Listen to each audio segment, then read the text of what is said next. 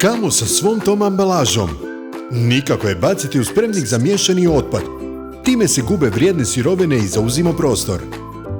Ambalažu odložite u spremnike otpadnike za odvojeno prikupljanje otpada. Potrebno je odstraniti ostatke sadržaja iz ambalaže i po potrebi oprati. Papir i kartonska ambalaža trebaju biti suhi te po potrebi usitnjeni. A kamo s ovim? Zašto ne kompostirati? Umjesto da se odbaci kao smeće, dobivamo kompost za vlastito balkonsko bilje ili vrtne gredice. A odjeća, ako je ne možete pokloniti ili upotrijebiti za neku drugu svrhu, tu su i spremnici za odjeću i obuću.